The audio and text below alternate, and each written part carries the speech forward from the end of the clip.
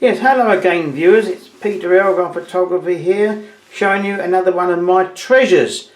Now this is a neat little camera, as the Americans would say.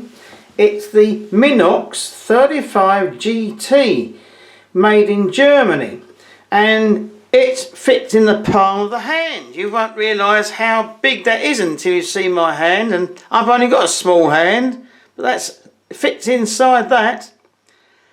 It comes in a little leather case here. I was given this by an old gentleman. He had it in his loft for some years, and he saw me using one of my old cameras, and he said, I've got some old cameras you can have for the price of postage. And he sent me a load, and this was in the box with them. Lovely little camera. It opens up with, it's a folding 35mm. It opens up gently like this. You have to be gentle with these because it's only polycarbonate plastic, so don't force anything on it because it can easily break the plastic. It comes with a fixed focal length lens. This is the 2.8 35mm colour Minox lens, and it has an exposure meter underneath this cell here, and it's powered by a battery which goes in here. Now it won't work without a battery, so we'd better put a battery in. And this is a battery which I got replacing the original illegal mercury one. This is PX27A, which replaces the illegal mercury one. This one works. So you put it in, the plus side is up, because it tells you here on the cover plus. So we put that in like that, and with a bit of trouble doing it under the video camera, the battery will go in. Now I'll get a coin of the realm. Look, here's Her Majesty the Queen. Land of hope and glory, mother of the free. How can I serve thee?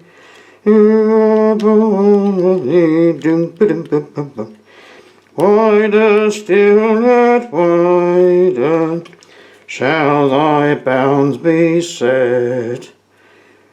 Boom,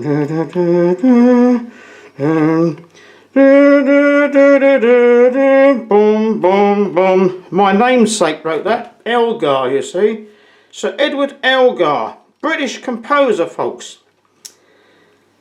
There's a little light here, and that will flash if you want to use the delayed action. Where is the delayed action? Well, it's on these top controls. Slide that across, it's got T. Now I thought, did it stand for time exposure? But it doesn't, no. It stands for delayed action. You wind it on, you press the little release button here, and lo and behold, the delayed action will flash. And after about 10 seconds, the shutter goes a bit crazy. Look, there it goes, and it's gone now. So we'll see what other controls we've got. Here we have the frame counter, which is on 0 at the moment because no film in there. Take that off the delayed action. Here we have a battery check button, and you press that, and you look through the viewfinder here, and if it goes up high to about 125th the view on the viewfinder, the battery's good. Here we have another little sliding control. It's got 2 times on it, and that is for backlighting situations when you're contre jour, as the French would say, or you're shooting on snow. You would use that. This is the winder for rewinding the film. Now how do you open it? Well, there's the controls on the back here, on the base here. And this is one of the later ones, made in about 1985, because it got 1/1000th of a second on it. The earlier ones only went up to 400. So you must remember to turn the ISO dial to whatever film you're going to put in. So say we're going to put a 400 film in, you stick it on that one. And it's got German DIN numbers as well if you're German. But as we are British, we use the 400 ASA, the American system. Tripod socket, button to press when you want to take the film out. And this little lever, you release that to undo the back of the camera. So we'll fold it in carefully, just press it gently. Remember, gentle, because only plastic. Don't blame me if you go and break your Minox. There's the film controls here. Load in the film, put it across to the other side.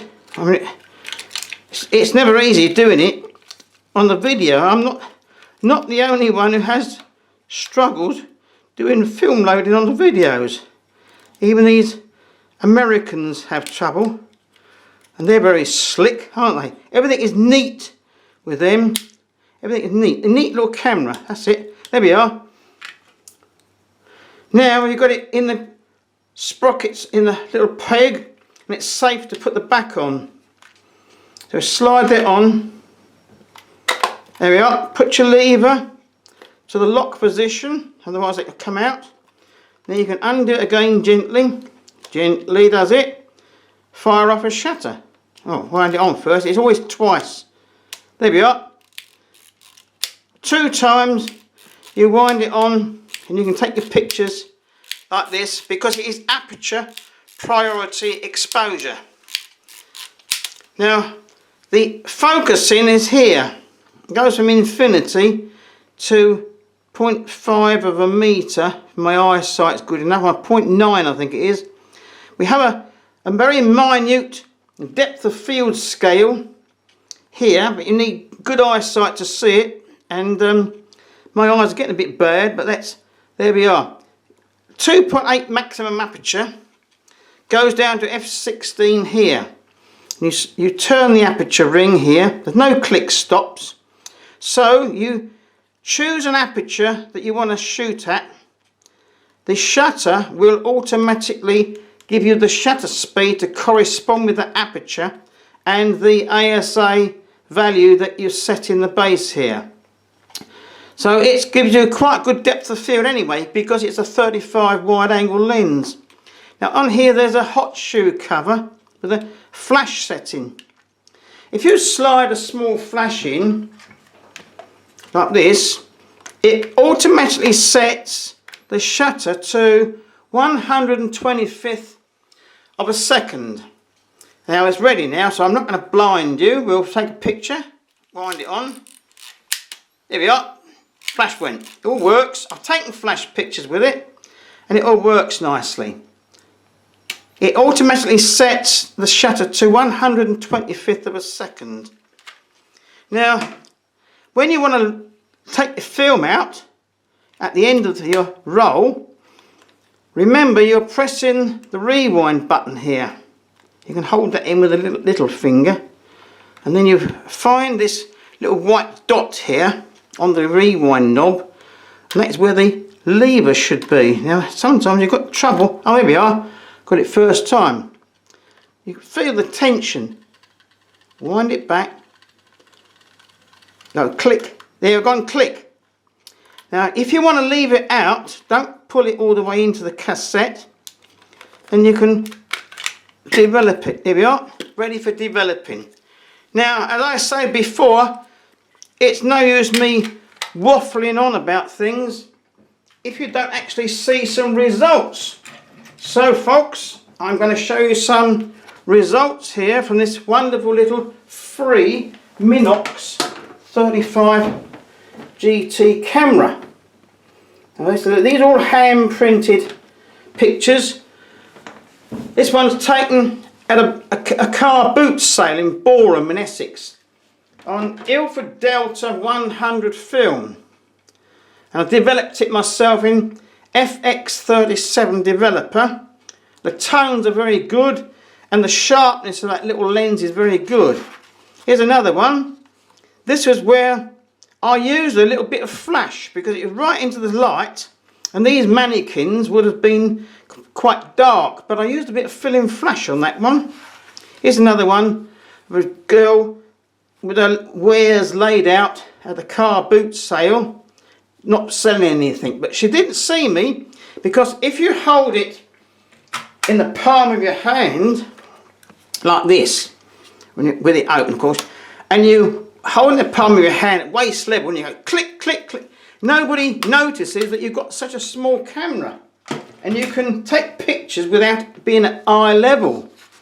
And here's a man walking in our town of Brentwood in Essex. He never knew I was taking that. There's some graffiti. I was on the way to my oncologist at Queen's Hospital in Romford on my free pensioners bus pass, and I walked past this, which is the River Rom in Romford rather.